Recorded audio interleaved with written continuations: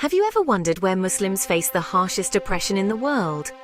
The answer might surprise you, and it's more complicated than most people think. So let's dive into the shocking truth about where Muslims are most oppressed today. First, let's be clear, not every Muslim lives in a Muslim-majority country. In fact, millions of Muslims around the world live as minorities, and sometimes that comes with serious challenges. One of the most talked about examples is China, especially in the Xinjiang region. Here, over 1 million Uyghur Muslims have faced mass surveillance, detentions, and forced assimilation. Reports from human rights organizations describe restrictions on prayer, fasting, even wearing traditional clothing. It's a heartbreaking reality that's still unfolding. But China isn't the only country where Muslims face oppression. In Myanmar, the Rohingya Muslims have experienced brutal violence and mass displacement. Entire villages have been burned, thousands killed, and over 1 million people forced to flee their homes. The United Nations has even called it a textbook example of ethnic cleansing.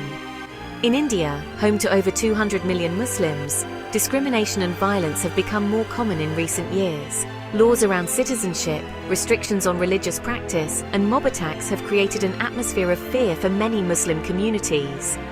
And while India's constitution promises equality, reality tells a different story for some. Let's not forget Europe, where Islamophobia is on the rise in several countries. France has banned certain religious clothing in public, and hate crimes against Muslims have increased in places like Germany and the UK. While these might not compare to mass detentions, daily harassment and discrimination are still forms of oppression. Even in some Muslim-majority countries, not all Muslims are treated equally. Take Saudi Arabia or Iran, where minority Muslim sects like the Shia or Ahmadiyya often face harsh restrictions and limited rights.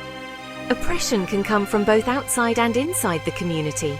So where are Muslims most oppressed? The truth is, there's no single answer. Oppression comes in many forms, from brutal violence to quiet discrimination, from government policies to social prejudice. It happens in democracies and dictatorships, in the East and the West. But here's the most important thing. These are not just statistics. These are real people, with dreams, families, and hopes for a better future.